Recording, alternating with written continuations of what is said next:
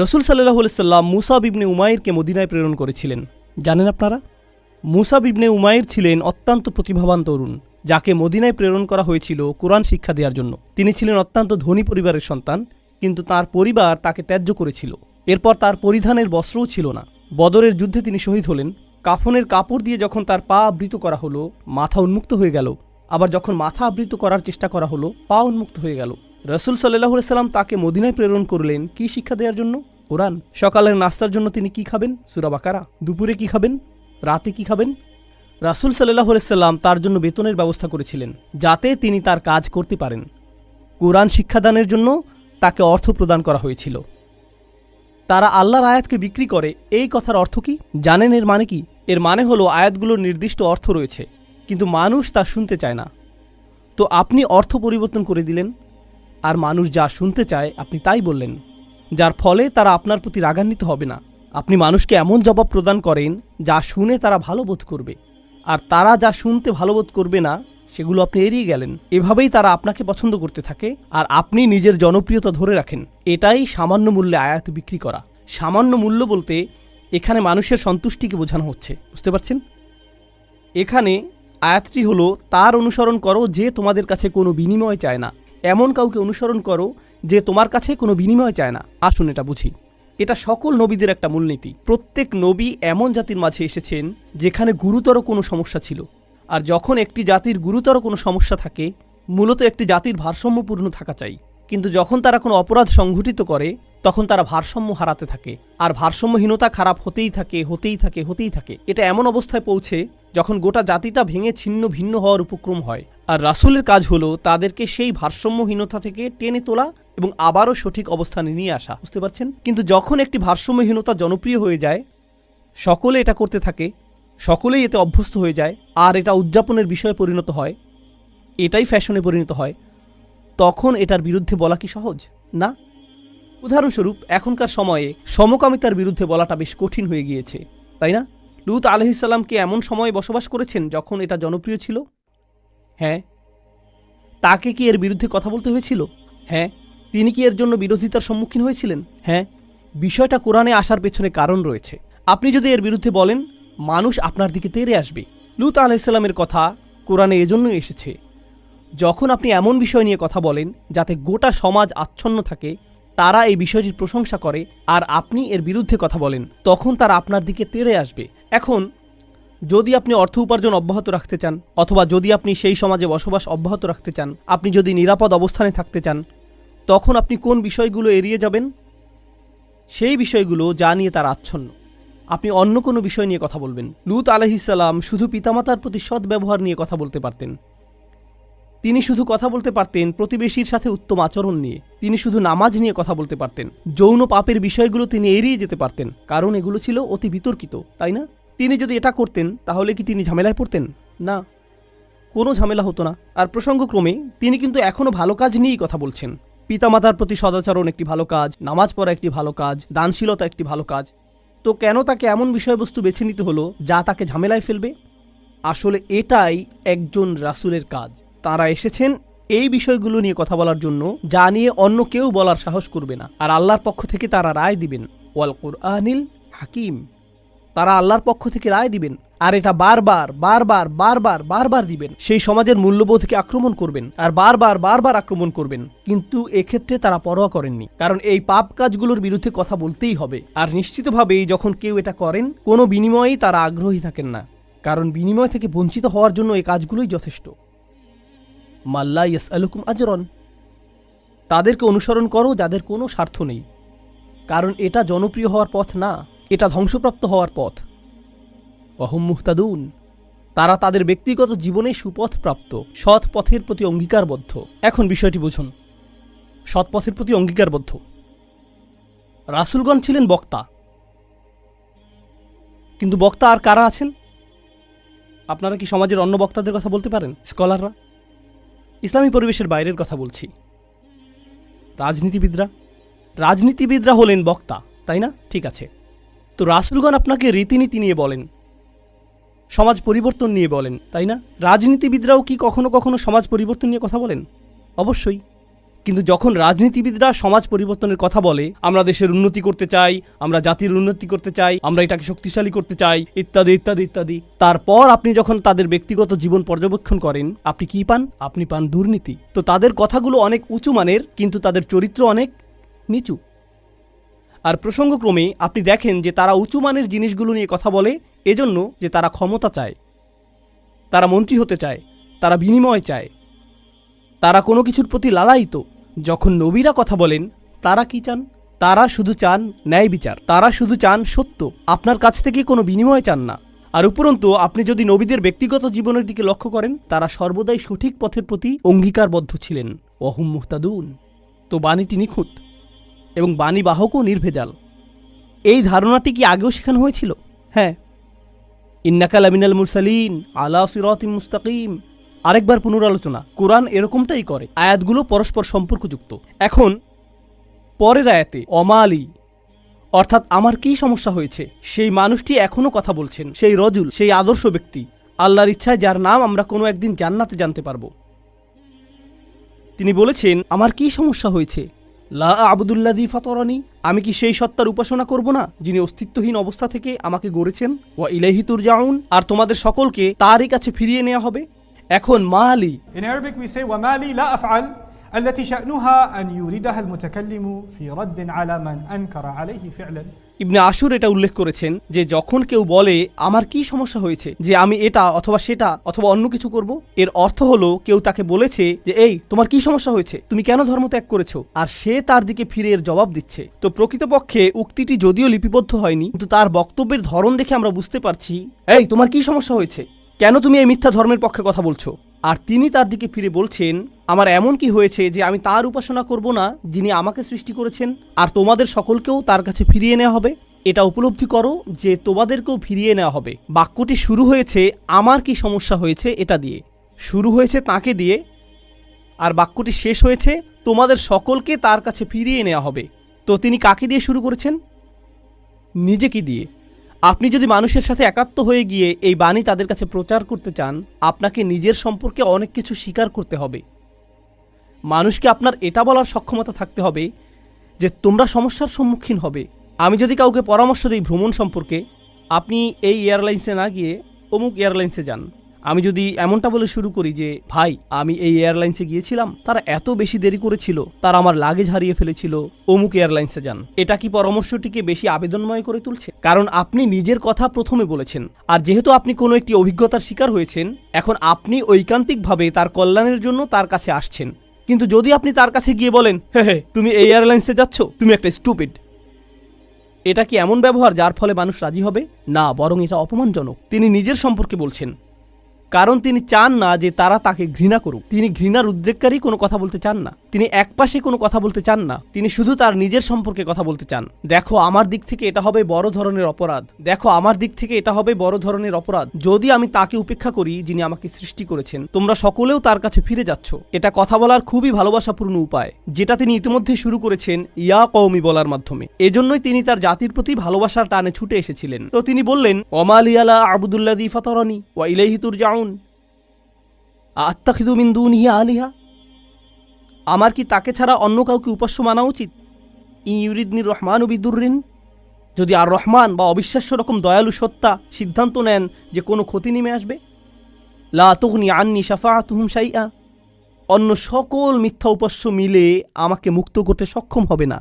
তাদের সকলের মিনতি, তাদের সকলের মধ্যস্থতা, তাদের এই অনুরোধ যে হে আল্লাহ তাকে ছেড়ে দিন, সে আমার উপাসনা করত, এগুলোর কোনোটাই কাজে আসবে না। লা ইউনকিযুন, তারা আমাকে রক্ষা করতে পারবে না।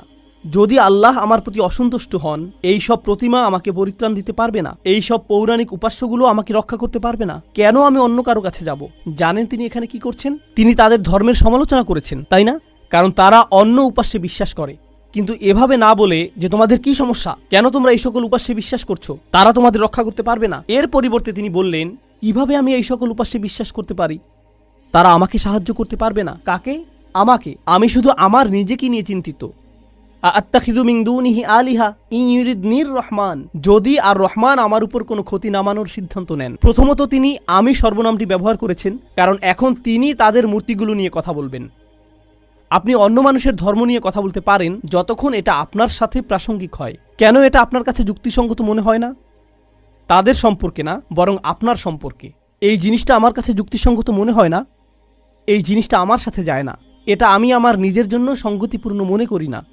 কেন আপনি এভাবে কথা বলবেন? কারণ আপনি এটাকে আত্ম অহংকারের প্রতিযোগিতায় পরিণত করতে চান না। এখানে দ্বিতীয় বিষয়টি হলো আর রহমান। যদি আর রহমান অকল্যাণ দেওয়ার সিদ্ধান্ত নেন, তারা আমাকে রক্ষা করতে পারবে না। দাঁড়ান, আর রহমান শব্দটির অর্থ কি? যিনি অকল্যাণ দেন। এর অর্থ কি? আর রহমান অর্থ যিনি দয়ালু, যিনি যত্ন করেন, যিনি ভালোবাসা প্রদর্শন করেন। তো কেন তিনি বলছেন যে আর রহমান যদি কোনো অকল্যাণ করতে চান? আর রহমান শব্দটি এবং ক্ষতি শব্দটি একে অপরের সাথে যায় না, তাই না? তারা একসাথে যায় না। জানেন তিনি তাদেরকে কি বলেছেন? তোমরা আর রহমানকে নিয়ে এর আগে উপহাস করেছো। তোমরা বলেছ মা আনজালার রহমান মিন শাই, আর রহমান কোনো কিছু প্রেরণ করেননি। তারা ইতিমধ্যেই এই নামটি ব্যবহার করেছে। তার নাম অবিশ্বাস্য রকম ক্ষমাশীল এবং অত্যাধিক ক্ষমাশীল। কিন্তু এর অর্থ এই নয় যে তার অকল্যাণ সাধন করার ক্ষমতা নেই। আপনি তার নাম থেকে সুযোগ নিতে পারবেন না, আর ভাবতে পারবেন না যে কোনো কিছুই হবে না। আরে ভাই, আল্লাহ মহান, কোনো সমস্যা হবে না। কিছু মানুষ আল্লাহর সাথে আপোষ মীমাংসা করতে চায়। আমি আল্লাহর জন্য এত কিছু করি, আমি যদি সামান্য কয়েকটি বিষয় কখনোই না করি, এতে কোনোই সমস্যা নেই। আল্লাহর এটা বোঝা উচিত। আসলেই তার বোঝা উচিত। এমনভাবে কথা বলছেন যে তিনি এটা বুঝেন না। আপনি কি আল্লাহ সম্পর্কে এভাবে কথা বলার অবস্থানে রয়েছেন? হ্যাঁ, কারণ তিনি আর রহমান। ওকে, তাহলে দেখা যাবে এজন্যই আপনি কোরআনের সবচেয়ে কঠোর আয়াতগুলোর মধ্যে আর রহমান শব্দটি পাবেন, যাতে আপনি এই বিষয়টি বুঝে নিতে পারেন যে অবিশ্বাস্য রকম ক্ষমাশীল হওয়ার গুণটি তাকে ন্যায় বিচার থেকে বিরত রাখবে না এবং তার কর্তৃত্বকেও খর্ব করে না। আর প্রসঙ্গক্রমে এই আয়াতে তিনি আসলেই আর রহমান। কেন জানেন? কারণ আল্লাহর একজন বান্দা, প্রত্যেক মানুষই আল্লাহর বান্দা, সে স্বীকার করুক আর নাই করুক। যখন আল্লাহর একজন বান্দা পাপের উৎসে পরিণত হয়, তখন সে হয় এই পৃথিবীতে ক্যান্সারের মতো, যে পাপ কাজ ছড়াতে থাকে। আর তখন আল্লাহ অন্য সকল সৃষ্টির প্রতি রহমা প্রদর্শন করেন তাকে সরিয়ে ফেলার মাধ্যমে। এটাও আর রহমান নামের অন্তর্ভুক্ত। কখনো তার দয়া প্রদর্শিত হয় অন্য সকল সৃষ্টির প্রতি, যখন তিনি তাদেরকে রক্ষা করেন আপনার কাছ থেকে। ইন ইউরিদনির রহমানু বিদুররিন লা তুগনি আন্নি শাফাআতুহুম শাইআ। সুবহানাল্লাহ। এখন আমরা তার বক্তব্যের প্রায় শেষে রয়েছি। ইন্নী ইযাল্লা ফি যালালিম মুবিন। যদি এমনটাই হয়, যদি আমি আল্লাহ ছাড়া অন্য কারো উপাসনা করি, যদি আমি অন্য উপাস্য গ্রহণ করি, তাহলে আমি সুস্পষ্ট বিভ্রান্তিতে পড়ে যাব। আমি সম্পূর্ণরূপে বিভ্রান্ত হয়ে যাব। তিনি বিভ্রান্ত নন। তিনি বলছেন তোমরা সবাই বিভ্রান্ত, কিন্তু তিনি তাদেরকে আঘাত করতে চাইছেন না। তাই তিনি বলছেন আমি অত্যন্ত বিভ্রান্তিতে পড়ে যাব যদি আমি এমনটা করি। ইন্নী আমানতু বিরব্বিকুম। আমি ঈমান এনেছি তোমাদের প্রভুর প্রতি, তোমাদের প্রতিপালকের প্রতি। তিনি বলেননি যে আমি ঈমান এনেছি আমার প্রভুর প্রতি, আমার প্রভুর প্রতি। তিনি বলেছেন আমি ঈমান এনেছি তোমাদের প্রভুর প্রতি। তিনি আমি থেকে তুমিতে পরিবর্তন করলেন। আমি আপনাদেরকে একটা সমীকরণ দিচ্ছি। আমি যোগ তুমি সমান সমান আমরা। আমি যোগ তুমি সমান কি? আমরা। তো তিনি শুরু করেছেন আমি দিয়ে, তিনি যাচ্ছেন তুমিতে, কারণ তিনি এর দ্বারা কি বোঝাচ্ছেন? আমরা পৃথক নই। আমি চাই আমরা সবাই যেন সুখী হই। আমি চাই আমরা সবাই যেন আল্লাহর কাছে পরিত্রাণ পাই। এটা আমি বনাম তোমরা নয়, এটা আমি এবং তোমরা। দাওয়াতি কাজ মানে প্রতিপক্ষ নয়, এর অর্থ বিতর্ক নয়, এর অর্থ যুক্তিতর্ক নয়। আমরা এটাকে এগুলোতে পরিণত করেছি। আমি একটি দাওয়াতি প্রোগ্রাম করতে চাই যেখানে আমি খ্রিস্টানদের সাথে বিতর্ক করব। আপনার কোথাও ভুল হচ্ছে। এটা এভাবে কাজ করে না। এর জন্য একটা নির্ধারিত অবস্থান রয়েছে, তবে এটাকে দাওয়াতি কাজ বলে না, এটাকে বলে জিদাল। এর জন্য কোরআনের ভিন্ন শব্দ রয়েছে, আর সেটা হলো সর্বশেষ পন্থা। আমরা শুরুতেই এটা করব না, কখনোই করব না। তো এখন তিনি বলছেন ইন্নী আমানতু বিরব্বিকুম। আমি তোমাদের সকলের প্রভুর প্রতি ঈমান এনেছি, তোমাদের সকলের প্রভুর প্রতি ঈমান এনেছি। ফাসমাউন, আমার কথা শোনো, আমার কথা শোনো। তিনজন রাসূল কথা বলেছেন, আর তিনি বলছেন আমার কথা শোনো। আমি যা বলছি তা শুধু শোনো। কখনো কখনো আমি শিক্ষক হিসাবে এই বিষয়টা খেয়াল করি। আমি আরবি শেখাই অথবা চেষ্টা করি। ধরুন ছাত্ররা সামনে বসে শিখছে, আর তখন একজন সহকারী আসলো, শিক্ষকের সহকারী একজন আসলো, আর ছাত্রদের কাঁধে হাত রেখে বলল মনোযোগ দিয়ে পড়ো। আমি কিন্তু মনোযোগ দিতে বলিনি। একজন সহকারী এসে বলল মনোযোগ দিয়ে পড়ো। এর কি কোনো প্রভাব রয়েছে? হ্যাঁ। এর কি ভিন্ন ধরনের প্রভাব রয়েছে? হ্যাঁ। যখন আরেকজন ছাত্র আপনার কাছে এসে বলে ভাই পড়াশোনা করো, শিক্ষক বলেন যে পরীক্ষার জন্য পড়াশোনা করো। হ্যাঁ, অবশ্যই আমি পরীক্ষার জন্য পড়াশোনা করব। তারপর আপনি রাত 8টার সময় বাস্কেটবল খেলা দেখছেন, আর আপনার বন্ধু এসে বলল, আরে ভাই চলো পড়াশোনা করি। এটার কি ভিন্ন প্রভাব থাকবে? অবশ্যই থাকবে। এই সাহাবী এটা বুঝতে পেরেছিলেন, রাসূলদের এই সঙ্গীটি তা বুঝতে পেরেছিলেন। তার কাছে রয়েছে স্বতন্ত্র স্থান, সূর্যের আছে নিজস্ব স্থান, চাঁদেরও রয়েছে নিজস্ব স্থান। এটা প্রতিযোগিতা নয়। আমার কথা শুনো, এটা এতটাই ভালোবাসাপূর্ণ চমৎকার বক্তব্য। আর আমি এখানে বলতে চাই যে তার বক্তব্যটি এখানে 3 জন রাসূলের থেকেও বেশি কাজ করেছিল। এই আয়াতগুলোতে তার বক্তব্যের বেশি প্রভাব রয়েছে 3 জন রাসূলের তুলনায়। এটা কেন? এটা আমাদেরকে শিখানোর জন্য যে আল্লাহ যাকে চান তাকেই বিজয় প্রদান করেন। আল্লাহ তাকেই কবুল করবেন যার প্রতি তিনি রাজি হবেন। পার্থিব ফলাফল এবং পার্থিব পরিণাম আল্লাহর কাছে অর্থবহ নয়, বরং প্রচেষ্টাই আল্লাহর কাছে অর্থবহ। পার্থিব ফলাফল হলো যখন আল্লাহ সিদ্ধান্ত নেবেন তখন তিনি দুয়ার খুলে দিবেন, এটাই হবে। পরের আয়াতটি বলছে ইলাদ খুলিল জান্নাহ। বক্তব্যের অংশটি প্রায় শেষ। ইলাদ খুলিল জান্নাহ, জান্নাতে প্রবেশ করো। দাঁড়ান, তিনি তো তার লোকদের সাথে কথা বলছিলেন, এখন বলা হচ্ছে জান্নাতে প্রবেশ করো। কি ঘটল? তাকে হত্যা করা হয়েছিল। তিনি এত ভালোবাসাপূর্ণ উদ্বেগপূর্ণ বক্তব্য দিলেন, শহরের প্রান্ত থেকে তার লোকদের কাছে ছুটে আসলেন, তাদেরকে বোঝানোর চেষ্টা করলেন। তারা রাসূলদেরকে স্পর্শ করতে পারল না, কারণ রাসূলগণ আল্লাহ প্রদত্ত নিরাপত্তায় ছিলেন। কিন্তু সেই একমাত্র ঈমানদার হত্যার শিকার হলেন। এই ঘটনাটিতে ঈমানদারদের জন্য শিক্ষা রয়েছে, তাই না? এখন সামান্য কয়েকজন ঈমানদার যারা রাসূল সাল্লাল্লাহু আলাইহি সাল্লামের উপর ঈমান এনেছিলেন, তাদেরকে মানসিকভাবে প্রস্তুত করা হলো এর জন্য তোমরাও হত্যার শিকার হতে পারো। ইয়াসির, সুমাইয়া, বিলালও মৃতপ্রায় হয়ে গিয়েছিলেন রাদিয়াল্লাহু আনহুম। আপনি হত্যার শিকার হতে পারেন শুধু এটা বলার কারণে, শুধু আল্লাহ সম্পর্কে কথা বলার কারণে। তো তিনি জান্নাতে প্রবেশ করলেন এজন্য না যে তাকে স্থানান্তরিত করা হয়েছিল, বরং তাকে হত্যা করা হয়েছিল। আর প্রসঙ্গক্রমে তারা কিভাবে রাসূলদের হত্যা করার সিদ্ধান্ত নিয়েছিল? পাথর নিক্ষেপ করে এবং আমৃত্যু নির্যাতন করার মাধ্যমে। মনে আছে এটা? তাই তিনি সহজ কোনো মৃত্যুর শিকার হননি। তো তিনি একজন শহীদ, কারণ শহীদগণ সরাসরি জান্নাতে প্রবেশ করেন। তিনি সরাসরি জান্নাতে প্রবেশ করলেন। আর তার উক্তি এটা ছিল না, হে আল্লাহ তাদেরকে শাস্তি দিন, কারণ এই কাফিররা আমাকে হত্যা করেছে। ঈমানদারদের পক্ষ হয়ে প্রতিশোধ গ্রহণ করা উচিত। ক্বালা ইয়া লাইতা কওমি, ক্বালা ইয়া লাইতা, প্রথম শব্দগুলো, ওহ যদি শুধুমাত্র, কওমি ইয়ালামুন, আমার লোকেরা যদি শুধু জানতে পারত, যদি আমার লোকদের জানার কোনো উপায় থাকতো। তিনি এখনও তাদেরকে ভালোবাসেন। কল্পনা করতে পারেন জান্নাতে হাঁটছেন, সেখানে কি দেখতে পাবেন? যাওয়াতা আফনান ফাবিআইয়ি আলাই রাব্বিকুমা তুকাযযিবান। আপনি জান্নাতে গাছ দেখবেন আর তা আপনাকে সম্মোহিত করবে। আপনি ঝর্ণাধারা দেখবেন আর সম্মোহিত হয়ে যাবেন। আপনি ফল দেখতে পাবেন আর প্রথম কামড়ের পর আপনি নিজেকে হারিয়ে ফেলবেন। আপনি আপনার সুন্দরী স্ত্রীদের দেখবেন আর আনন্দে দিশেহারা হয়ে যাবেন। তিনি এই সব কিছু দেখছেন আর তিনি বলছেন না ও, তিনি শুধু বলছেন ও আমার লোকেরা, যদি শুধু তারা জানতে পারত। সুবহানাল্লাহ। তিনি জান্নাতে পৌঁছে গেলেন, তবুও তার লোকদেরকে ভুললেন না। জানেন বিচার দিবসে মানুষ সবকিছু ভুলে যাবে। মা তার সন্তানকে ভুলে যাবে। ইয়াউমা তারাউনাহা তাযহালু কুল্লু মুরদাআতিন আম্মা আরদাআত। সেই দিন প্রত্যেক স্তনদানকারী মা তার সন্তানকে ভুলে যাবে। ইয়াউমা ইয়াফিরুল মারউ মিন আখিহি ওয়া উম্মিহি ওয়া আবিহি ওয়া সাহিবাতিহি ওয়া বানিহি। সেদিন প্রত্যেক মানুষ তার ভাইয়ের কাছ থেকে পালিয়ে বেড়াবে। সূরা মারিজে এসেছে। অফাসিলাতিল্লাতি তুই, তার মা, তার স্ত্রী, তার সন্তান, তার অভিভাবক, তার গোটা গোত্র, সে তাদের সবার কাছ থেকে পালিয়ে বেড়াবে। সে কারো সাথে কোনো কিছু করতে চাইবে না। ওয়াতাকাত্তাআত বিহিমুল আসবাব। কুরআন বলছে সকল সম্পর্ক ছিন্ন হয়ে যাবে। কিন্তু ঈমানদারদের জন্য এমনটা হবে না। ঈমানদারদের জন্য এমনটা হবে না। সে জান্নাতে প্রবেশ করবে এবং তার ভালোবাসা অব্যাহত থাকবে। কার জন্য?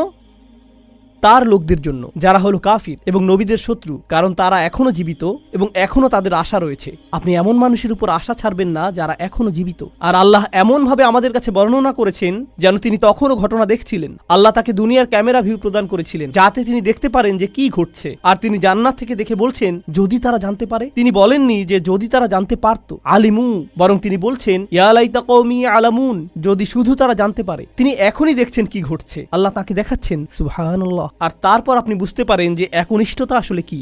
আমরা মুসলিমরা একনিষ্ঠতার কৃত্রিম ধারণা তৈরি করেছি। আমি এটা মানতে পারি না।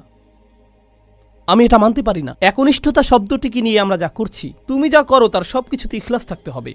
সব সময় তোমার নিয়তকে যাচাই করে চলবে। এখনই যাচাই করুন, কারণ যদি একনিষ্ঠতা না থাকে তাহলে তোমার কোনো কাজেরই মূল্য থাকবে না। আর তোমার একনিষ্ঠতা থাকতে হবে শুধু এবং শুধুমাত্র আল্লাহর জন্য। আমি এর সাথে দ্বিমত পোষণ করব? আমি জানি এখনই আমাকে হত্যা করতে আসবেন না। রাসূল সাল্লাল্লাহু আলাইহি সাল্লাম একজন মানুষের কথা বলছেন যে অনেক পাপ করেছে, অনেক পাপ। সে নামাজ পড়ে না, কিছুই করে না। একদিন সে হাঁটতে হাঁটতে একটি তৃষ্ণার্ত কুকুর দেখতে পেল। তৃষ্ণায় কুকুরটির জিহ্বা বের হয়ে আছে, আর লোকটি সিদ্ধান্ত নিল যে নিজে পান করার আগে সেই কুকুরটিকে পান করাবে। শীঘ্রই লোকটি মারা গেল, আর আল্লাহ তাকে জান্নাত দান করলেন। হ্যাঁ, আসুন ঘটনাটা খেয়াল করি। এই লোকটি, সে কি বিশ্বাসী? আমরা জানি না। সে কি নামাজ পড়ে? না। যখন সে কুকুরটিকে পান করাচ্ছিল, সে কি বলেছিল যে দাঁড়াও, আগে নিয়তের ইখলাস এনে নেই, আমি শুধু এটা করছি আপনার জন্য, ইয়া আল্লাহ, কুকুরের এই বের হয়ে থাকা জিহ্বা আমার কাছে মূল্যহীন, আমি শুধু আপনার সন্তুষ্টি কামনা করি, আর তারপর আমি কুকুরটিকে পানি খাওয়াই। তিনি এমনটা করেছিলেন? তিনি শুধুই কুকুরটির জন্য খারাপ বোধ করেছিলেন এবং কুকুরটিকে পানি পান করিয়েছিলেন, তাই না? তো কুকুরটির জন্য তার উদ্বেগের ব্যাপারে তিনি একনিষ্ঠ ছিলেন, তার ইখলাস ছিল, তাই না? এখানে এই ইমানদারটি তার লোকদেরকে ভালোবাসেন, কিন্তু তিনি কি বলেছেন যে এটা যদি আল্লাহর জন্য না হতো তাহলে আমি আমার লোকদের ঘৃণা করতাম। তিনি এজন্য তাদেরকে ভালোবাসেন কারণ তারা তারই লোক, আর এটাই তার লোকদের জন্য একনিষ্ঠতা। ইবাদতের ক্ষেত্রে আল্লাহর প্রতি আপনার একনিষ্ঠতা থাকতে হবে, আপনার পিতামাতার প্রতি আপনার একনিষ্ঠতা থাকতে হবে, শুধু আল্লাহর জন্য না, বরং এজন্য যে তারা আপনার পিতামাতা। আপনার একনিষ্ঠতা থাকতে হবে অন্য মুসলিমদের জন্য, কারণ তারা আপনার মুসলিম ভাই। আপনার একনিষ্ঠতা থাকতে হবে আপনার প্রতিবেশীর জন্য, আপনার একনিষ্ঠতা থাকতে হবে আপনার কাজের প্রতি, আপনার লেখাপড়ার প্রতি, আপনার একনিষ্ঠতা থাকতে হবে আপনার ব্যবসায়ের অংশীদারের প্রতি। এই সব কিছুই একনিষ্ঠতা। আপনি কৃত্রিমভাবে এটা বানাতে পারবেন না। না, আমি তোমার বন্ধু হতে পারবো না, কারণ এটা আল্লাহর সন্তুষ্টির জন্য না। আমরা শুধু একসাথে বাস্কেটবল খেলবো, আর এটা আখিরাতে আমার কোনো কাজে আসবে না। আমি জানি না কে এই অদ্ভুত কথা আপনাকে শিখিয়েছে। যখন আপনি আপনার নিয়ত যাচাই করছেন বাস্কেটবল খেলায় বল ছোড়ার আগে, কারণ এতে কোনো ইখলাস নেই, এটা এইভাবে কাজ করে না। আমাদের নিয়তের পরিচ্ছন্নতা থাকতে হবে, এটা নিশ্চিত। আমাদের নিয়তকে পুনরায় যাচাই করতে হবে, এটা নিশ্চিত। একনিষ্ঠতার গণ্ডি আল্লাহর প্রতি একনিষ্ঠতার চেয়েও অনেক বেশি। এই একনিষ্ঠতা তার সকল সৃষ্টির প্রতিও প্রযোজ্য। মানুষের প্রতি আপনার নিয়ত পরিচ্ছন্ন থাকতে হবে, কৃত্রিমভাবে নয়। তো এই ছিল তার নিজের লোকদের প্রতি ভালোবাসা, এমনকি জান্নাতে যাওয়ার পরও। এখানে আল্লাহ আসলে বর্ণনা করছেন যে মানুষের প্রতি ভালোবাসা হলো জান্নাতি মানুষের গুণ। আমি আবারও বলছি, নিজের লোকদের প্রতি ভালোবাসা হলো জান্নাতি মানুষের গুণ। তো যখন আপনি এমন মুসলিম দেখেন যারা সব সময় মানুষের প্রতি রাগান্বিত, তারা সব সময় অন্য মুসলিমদের প্রতি রাগান্বিত, তারা নিজেদের পরিবারের প্রতি রাগান্বিত, তারা সবচেয়ে বেশি রাগান্বিত অমুসলিমদের প্রতি, তারা রাগান্বিত, এটা জান্নাতি মানুষের গুণ না। ইয়া লাইতা কওমি ইয়ালামুন। এখন তিনি এই বক্তব্যটি দিলেন তার লোকদের প্রতি। আমরা এমনকি তার নামও জানি না, আর তার কথাগুলো কিয়ামত পর্যন্ত পাঠ করা হবে। এখন আপনার এবং আমার কথোপকথনগুলোর কথা ভাবুন। আমরা কথা বলি আইফোন নিয়ে, আমরা কথা বলি গাড়ি নিয়ে, আমরা কথা বলি খেলাধুলা নিয়ে। এই কথাগুলো কোথায় যাবে? এই কথাগুলো কি চিরদিন থেকে যাবে? না। এগুলো কি পৃথিবীতে কোনো কল্যাণ নিয়ে আসবে? না। জানেন এই সম্পর্কে ভাবতে গিয়ে আমি কি উপলব্ধি করছি? আল্লাহর কাছে কথা হলো অমূল্য রত্ন। লোকটি কোনো নবী নন, তবুও তার কথা কোরআনে সংরক্ষিত হয়ে আছে। আল্লাহ কি অন্য জিনিসে সংরক্ষিত রাখেন? অকুল্লা শাইইন আহসাইনাহু ফি ইমামিম মুবিন। আল্লাহ বলছেন যে আমি সবকিছুই সংরক্ষণ করে রাখি। তিনি সবকিছুই সংরক্ষণ করে রাখেন। তো কোন জিনিসটি আপনি সংরক্ষণ করে রাখতে চান? ভালো কিছু, কোনো একনিষ্ঠ পরামর্শ? আপনাকে কি ব্যাপক জ্ঞানের অধিকারী হতে হবে ভালো কিছু বলার আগে? এই মানুষটির কি ভালো কথা বলার আগে অনেক অনেক ডিগ্রির প্রয়োজন হয়েছিল? বিষয়টি জটিল নয়, শুধু ভালো মানুষ হন। লক্ষ্য করুন কেমন চমৎকারভাবে কোরআন সন্নিবেশিত। যখন তিনি জান্নাতে গেলেন আর তিনি বললেন যদি আমার লোকেরা জানতে পারে, পরের আয়াতে তিনি বলছেন বিমা গফর আলী রব্বি ওয়া জাআলানি মিনাল মুকরামিন, সেই ক্ষমা যা আমার প্রভু আমাকে প্রদান করেছেন আর আমাকে তাদের অন্তর্ভুক্ত করেছেন যাদেরকে সম্মানিত করা হয়েছে। তিনি জান্নাতের দুটি জিনিসের কথা বলছেন, ক্ষমা এবং সম্মান। সূরার শুরুতে এসেছে ফাবাশশিরহু বিমাগফিরাতিন ওয়া আজরিন কারীম। সূরার শুরুতে আল্লাহ বলছেন কোনো এক স্থানের সেই একাকী ঈমানদারদেরকে অভিনন্দন প্রদান করো যে সে পাবে ক্ষমা এবং সম্মানসূচক প্রতিদান। মনে আছে সেটা? ক্ষমা এবং সম্মানসূচক প্রতিদান। এখন সূরার মাঝখানে এই মানুষটি জান্নাতে পৌঁছে গেলেন এবং বললেন ইয়া আল্লাহ, আপনি আমাকে ক্ষমা প্রদান করেছেন এবং সম্মানিতদের অন্তর্ভুক্ত করেছেন। পুনরালোচনা, নিখুঁত পুনরালোচনা, এটাকে বলা হয় কুরআনের ইহকাম ওয়াল কুরআনিল হাকিম। এই আয়াতগুলো নিয়ে শেষে একটি বিষয় আমি আসলেই ভালোবাসি, তা হলো যখন তিনি তার লোকদের সাথে কথা বলছিলেন তিনি বললেন, ইন্নী আমানতু বিরব্বিকুম, আমি ঈমান এনেছি তোমাদের প্রভুর প্রতি, আমি ঈমান এনেছি তোমাদের প্রভুর প্রতি। কিন্তু যখন তিনি জান্নাতে প্রবেশ করলেন তিনি বললেন, বিমা গফারলি রব্বি, আমার প্রভু। একই মানুষের কথা। এখন তিনি বলছেন আমার প্রভু। যখন তিনি জান্নাত দেখলেন, যখন তিনি জান্নাতে প্রবেশ করলেন, যখন তিনি ক্ষমা লাভ করলেন, যখন তিনি আল্লাহ প্রদত্ত সম্মানের অধিকারী হলেন। প্রসঙ্গক্রমে কারো দ্বারা সম্মানিত হওয়ার অর্থ কি? কিভাবে আপনি কারো দ্বারা সম্মানিত হতে পারেন বলতে পারেন আমাকে? স্বীকৃতি পাওয়া। হ্যাঁ, কারো স্বীকৃতি পাওয়া। কেউ আপনাকে অভিবাদন জানালো, কেউ আপনার সাথে কর্মর্দন করতে আসলেন, এটা দ্বারা তিনি আপনাকে সম্মানিত করলেন, তাই না? আমি এখনই বলে দিচ্ছি, সামনের আয়াতগুলোতে এটা আসবে। সেখানে আল্লাহ বলছেন সালামুন কওলাম মির রব্বির রহিম, এই সূরাতেই। আরো পরে আল্লাহ বলছেন তিনি তোমাদেরকে বলবেন সালাম। তো শুরুতে তিনি বলছেন আমি তোমাদেরকে প্রদান করব সম্মানিত প্রতিদান, সম্মানিত প্রতিদান, সম্মানিত প্রতিদান। সেই সম্মানিত প্রতিদানটি কি? কতটা সম্মানিত এটা হতে পারে? আমি কি একটা মেডেল পাবো? কোনো সার্টিফিকেট দেওয়া হবে পরীক্ষায় পাশ করার পর যেমনটা দেয়া হয়? কি সার্টিফিকেট আপনি পাবেন? আপনি পাবেন সালাম, আল্লাহর পক্ষ থেকে। এটাই আপনি পাবেন। তো যখন তিনি তা পেলেন তিনি ভুলে গেলেন যে এই প্রভু অন্য কারো প্রভু, তিনি শুধু তারই প্রভু। আমার প্রভু আমাকে ক্ষমা প্রদান করেছেন, আমার প্রভু আমাকে সম্মানিতদের অন্তর্ভুক্ত করেছেন, তিনি আমার প্রভু এবং শুধুই আমার প্রভু। সুবহানাল্লাহ। একজন ঈমানদারের কি চমৎকার চিত্র এটা। এখন এটা ঘটেছে জান্নাতে, কিন্তু মূল ঘটনাটা চলমান থাকার কথা কোথায়? এই পৃথিবীতে। কি ঘটেছিল এখানে? এখন আল্লাহ যা করবেন তা অত্যন্ত কঠোর। মনোযোগ দিয়ে শুনুন, কারণ এটা মুসলিমদের আরেকটা ভুল ধারণা। এ কারণে এই সূরাটি আমি বেছে নিয়েছি। যখনই আমি কোনো সূরা বেছে নেই আমি উপলব্ধি করি যে আল্লাহ আমাদের সমসাময়িক এত এত সমস্যার জবাব দিয়েছেন, এটা অবিশ্বাস্য। যদি মুসলিমরা কোথাও আক্রমণ করে অথবা কোনো কিছু বিস্ফোরণে উড়িয়ে দেয় আর অন্য মুসলিমরাও এতে মারা যায়, তাহলে তারা তো জান্নাতেই প্রবেশ করবে, এতে কোনো সমস্যা নেই। আমি এই যুক্তি শুনেছি। এই পরিস্থিতির শিকার হয়ে যদি মুসলিমরা অথবা নিরীহ মানুষ মারা পড়ে, আল্লাহ তো জানেনি, তিনি তাদেরকে জান্নাতে পাঠিয়ে দিবেন। তাই এখানে কোনো ক্ষতি হয়নি, কারণ জান্নাত দুনিয়ার চেয়ে উত্তম।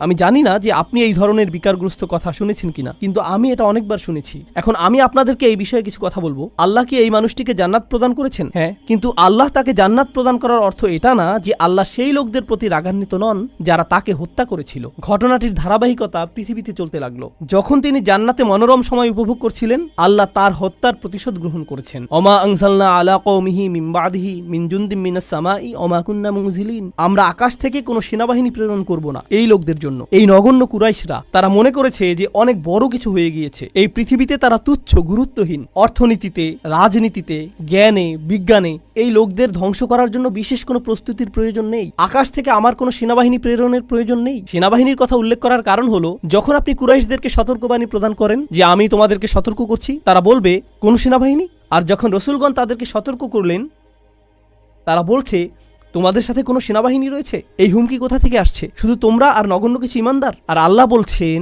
তাদেরকে ফেরেশতার সেনাবাহিনী প্রদর্শন করার আমার প্রয়োজন নেই। তারা বলবে ওকে, যদি ফেরেশতা দিয়ে তৈরি সেনাবাহিনী থাকে তোমার কাছে, যারা তোমার কাছে ওহী নিয়ে আসে, যদি সেই ফেরেশতা গোটা আকাশ জুড়ে থাকে, ওয়ালাকাদ রাআহু বিল উফুকিল মুবিন, তিনি জিবরিল আলাইহিস সালামকে গোটা আকাশ জুড়ে থাকার অবস্থায় দেখেছেন, তাহলে কেন তুমি জিবরিলকে কিছু ক্ষমতা প্রদর্শন করতে বলছো না যাতে আমাদেরকে ধ্বংস করে দিতে পারে? হ্যাঁ, আর আল্লাহ বলছেন আমি তোমাদেরকে এর জবাব দিয়ে সম্মানিত করব না। তোমাদের মতো নগণ্য জীবকে ধ্বংস করার জন্য আমার ফেরেশতার প্রয়োজন নেই, তোমরা তারও যোগ্য না। আল্লাহ কি আগের জাতিগুলোকে ধ্বংস করার জন্য ফেরেশতা পাঠিয়েছিলেন? হ্যাঁ, তিনি পাঠিয়েছিলেন। আল্লাহ বলছেন কুরাইশরা এমনকি এরও যোগ্য না। এ কাজে ফেরেশতাদের সময় নষ্ট করার মতো যোগ্য কুরাইশরা না যে আল্লাহ কাউকে ডেকে বলবেন হেই যাও এদেরকে ধ্বংস করো। না না না, সময় নষ্ট করো না। ইন কানাত ইল্লা সাইহাতান ওয়াহিদাতান, এটা একটা বিকট বিস্ফোরক শব্দ ছাড়া আর কিছুই ছিল না। প্রচণ্ড একটা শব্দ। আপনারা জানেন বিস্ফোরণ আসলেই প্রকাণ্ড শব্দ তৈরি করে। এটা ছিল শুধু সেই রকম একটা বিস্ফোরক, এটা ছিল সেই রকম একটা বিস্ফোরক শব্দ। ফাইদা হুম খামিদুন, আর তাদেরকে নিভিয়ে দেয়া হলো, তারা সম্পূর্ণরূপে নিভে গেল। সয়হা হলো তীব্র কোনো শব্দ। আর এই আয়াতটিতে চমৎকার সাহিত্যিক বৈপরীত্য ফুটে উঠেছে।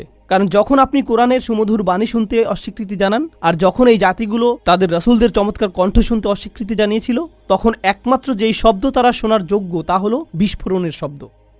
আর তারপর আল্লাহ বলছেন ফাইদা হুম খামিদুন, এটা অসাধারণ একটা শব্দ। হুমুদ এবং হুমুদ দুইটি শব্দ রয়েছে আরবিতে। শীতকালে যখন রাতে আগুন জ্বালান আর এভাবে নিভান, এটাকে বলা হয় হুমুদ। আর আপনি যদি তা নিভান আর লালচে হলুদ বা কমলা রঙের সামান্য পরিমাণ কয়লা জ্বলন্ত থেকে যায়, তাকে বলা হয় হুমুদ। কিন্তু যখন আপনি একবারে তা নিভিয়ে ফেলেন, এটা সম্পূর্ণ নিভে যায়, একেবারে নিভে যায়, এমনকি সামান্য কয়লাও জ্বলন্ত থাকে না, এটা সম্পূর্ণ নিভে গেছে, এটাকে বলা হয় এমন আগুন যা হলো খামিদাহ। খামিদাহ ফাইদাহুম খামিদুন, তারা সম্পূর্ণ নিশ্চিহ্ন হয়ে গেল। এমন একজনও থাকবে না যে মৃত্যুর পূর্বে মাটিতে গড়াগড়ি দিতে থাকবে, তারা নিঃশেষ হয়ে যাবে সবাই একসাথে, যেভাবে একটি আগুন নিভানো হয়। আর প্রসঙ্গক্রমে তাদের মৃত্যুকে আগুন নিভানোর সাথে তুলনা করার মাধ্যমে তাদেরকে তুলনা করা হয়েছে আগুনের সাথে। আর আপনি যদি তাদেরকে আগুনের সাথে তুলনা করেন, তাহলে এর অর্থ হলো তারা বিপজ্জনক। আপনি যদি আগুনকে জ্বলতে দেন, আগুন কি হবে? ছড়িয়ে পড়বে। তাই অন্য সকল জাতির প্রতি রহমা এবং করুণাস্বরূপ আল্লাহ সিদ্ধান্ত নিলেন যে এই ক্যান্সার, এই আগুনকে নিভিয়ে ফেলতে হবে। ফাইদাহুম খামিদুন। আর এটা ছিল একজন ইমানদারকে হত্যার পরিণাম। তো এখন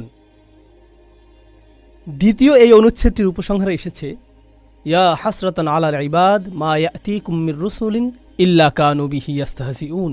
মানুষের জন্য বিষয়টা কতটা পরিতাপের। আল্লাহ নিজে এটাকে পরিতাপের বিষয় হিসেবে বিবেচনা করছেন। তিনি সেই জাতিকে নিশ্চিহ্ন করে দিয়ে বলেননি যে দেখেছো আমি কি করতে পারি, বরং তিনি বলছেন সেটা একটা পরিতাপের বিষয়। আরবিতে হাসরা বলতে বোঝায় It means هي شدة الندم والتألم والتحسر والحزن على ما مضى. এর দ্বারা আসলেই গভীর দুঃখ প্রকাশ বোঝায় অতীতে ঘটে যাওয়া সবকিছুর জন্য। আল্লাহ নিজে এটাকে পরিতাপের বিষয় বলেছেন। কেন তারা উপদেশ গ্রহণ করল না? আলাল ইবাদ, বান্দাদের জন্য কি সাংঘাতিক পরিতাপের বিষয়। তিনি তাদেরকে বান্দা বলছেন। কেন তিনি বান্দা বললেন? কেন তিনি বললেন না যে ইয়া হাসরাতান আলাল কুফার? কি পরিতাপের বিষয় কুফফারদের জন্য, অবিশ্বাসীদের জন্য। তিনি তাদেরকে বান্দা বললেন। জানেন কেন? কারণ মানব সত্তার গভীরে প্রত্যেক মানুষের সম্ভাবনা রয়েছে আল্লাহর বান্দা হওয়ার। এটা কতটা পরিতাপের বিষয়। এটা তোমার ভিতরেই ছিল, এটা অতিরিক্ত কোনো বিষয় নয় যা তোমাকে বাইরে থেকে আনতে হবে। আমি ইতিমধ্যেই তা তোমার ফিতরাতের মধ্যে দিয়ে দিয়েছি। কেন তুমি এটাকে চালু করলে না? তুমি নিজেই অন বাটন চাপতে পারতে। মা ইয়াতিহিম মির রাসূলিন, এমন কোন রাসূল তাদের কাছে আসেনি। ইল্লা কানু বিহি ইস্তাহজিউন, তারা শুধুই যা করেছে তা হলো তাদেরকে উপহাস। যখনই একজন রাসূল এসেছেন তারা তাকে নিয়ে উপহাস করেছে।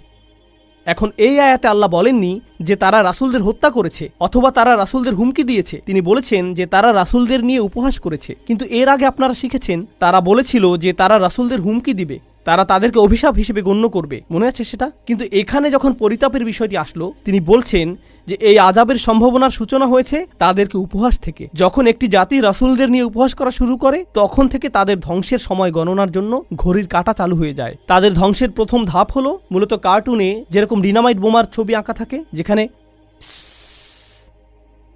বুঝতে পার, যখন তারা রাসূলদের নিয়ে উপহাস করে এটা শুরু হয়ে যায়। এটাই এখানে বলা হয়েছে, রাসূলদের নিয়ে উপহাস করবেন না, কারণ এর অর্থ আপনি নিশ্চিহ্ন হওয়ার জন্য রাস্তা ধরেছেন। এখন যখন আল্লাহ বলছেন কত রাসূল এসেছে কিন্তু তারা ঈমান আনেনি, তারা শুধু উপহাস করেছে। আপনি সূরাটির শুরুতে শিখেছেন ওয়াসাওয়াউন আলাইহিম আনযারতাহুম আম লাম তুনদিরহুম লা ইউমিনুন। ধারণাটি পুনরায় জোরদার হচ্ছে। কি পরিতাপের বিষয়। এত রাসূল এসেছেন কিন্তু মানুষ উপদেশ শুনে না। আলাম ইয়ারাউ কাম আহলাকনা ক্বাবলাহুম মিনাল কুরুন, তারা কি দেখেনি তাদের পূর্বে কত শহর আমরা ধ্বংস করে দিয়েছি, কত জাতি ইতিমধ্যে ধ্বংসপ্রাপ্ত হয়েছে। তারা কি তা দেখে না? তিনি কাকে উদ্দেশ্য করে বলছেন? তিনি রাসূল সাল্লাল্লাহু আলাইহি সাল্লামের সময়ের লোকদের উদ্দেশ্য করে বলছেন এবং বলছেন যে কেন তারা ইতিহাস পর্যবেক্ষণ করে না, কেন তারা দেখে না যে যা রয়েছে তাদের পেছনে। তারা কি দেখেনি? না, তারা দেখেনি, কারণ তাদের পেছনে একটি দেয়াল রয়েছে। তিনি বলেছেন আন্নাহুম ইলাইহিম লা ইয়ারজিউন, তারা তাদের কাছে ফিরে আসবে না। কিছু তাফসীরকারক এই আয়াতটিকে চমৎকারভাবে বিশ্লেষণ করেছেন। চমৎকার একটা বিশ্লেষণ এটা। তারা বলে যে তারা তাদের কাছে ফিরে আসবে না। অর্থ হলো সেই জাতিগুলো যেগুলো ধ্বংস হয়েছে, যেহেতু তারা সম্পূর্ণ নিশ্চিহ্ন হয়ে গিয়েছে আর কেউ রক্ষা পায়নি, তাদের কারোরই সন্তান অথবা বংশ টিকে থাকেনি, তো তোমাদের কেউ বলতে পারবে না যে তোমরা ফেরাউনের বংশধর অথবা লুতের জাতির বংশধর অথবা সালেহ বা শুআইবের জাতির বংশধর। যেহেতু সেই জাতিগুলো সম্পূর্ণ নিশ্চিহ্ন হয়ে গিয়েছিল, তোমরা তাদের কারো কাছে ফিরে যাও না। আপনারা জানেন, মানুষ বলে থাকে যে আমার রক্ত রাসূল সাল্লাল্লাহু আলাইহি সাল্লামের বংশে ফিরে যায়। এর অর্থ এই না যে তারা তাদের কাছে ফিরে আসবে না, বরং তোমরা তাদের কাছে ফিরে যাও না, কারণ তাদের ভবিষ্যৎ প্রজন্ম এবং বংশ সম্পূর্ণরূপে নিশ্চিহ্ন হয়ে গিয়েছিল। আন্নাহুম ইলাইহিম লা ইয়ারজিউন। তো তোমরা যখন মনে করো যে তোমাদের ভবিষ্যৎ রয়েছে, তোমরা এত আত্মবিশ্বাসী কেন যে আসলেই তোমাদের ভবিষ্যৎ রয়েছে? আর প্রসঙ্গক্রমে যেহেতু তাদের নামও সম্পূর্ণ মুছে গেছে, হয়তো সেজন্যই আল্লাহ শহরটির নাম উল্লেখ করেননি। এজন্য যদি তিনি তার নাম উল্লেখ করতেনও, কেউ তা চিনতেও পারত না, কারণ এর কোনো অস্তিত্ব এখন নেই। একটা নির্ধারিত সময়ে আল্লাহ তাদেরকে ইতিহাস থেকে মুছে দিয়েছেন। তাদের প্রত্যেক অনুসারী, গোটা জাতিটি বিলুপ্ত হয়ে গিয়েছিল, তাই তাদের নাম উল্লেখ করা অপ্রয়োজনীয়। এখন আল্লাহ বলছেন তারা বিলুপ্ত হয়ে গিয়েছে, যার অর্থ ইতিহাসে তারা বিস্মৃত হয়ে গিয়েছে। তারপর তিনি কুরাইশদের সম্পর্কে বলেছেন যে তোমরা নগণ্য একটা জাত, কিন্তু পরের আয়াতে তিনি এই সব কিছুকে একসাথে সংযুক্ত করেছেন। সম্পূর্ণ এই অনুচ্ছেদটি শেষে তিনি বলছেন, ওয়া ইন কুল্লুল লাম্মা জামিউল লাদাইনা মুহদারুন। তারা তাদের কাছে ফিরে আসবে না, আর যখন তোমরা মারা যাবে নিজেদের সন্তানদের কাছেও তোমরা ফিরে আসবে না। তোমাদের প্রত্যেকেই, আমি বলে রাখছি যে তোমাদের সকলকে এবং অন্য সকল প্রজন্মের, অন্য সকল জাতির কাফেররা যারা তোমাদের মতো, তাদের সকলকে একত্রিত করা হবে। তবে তাদেরকে একত্রিত করা হবে আমারই সামনে হিসাব প্রদান করার জন্য। ওয়া ইন কুল্লুল লাম্মা জামিউল লাদাইনা মুহদারুন।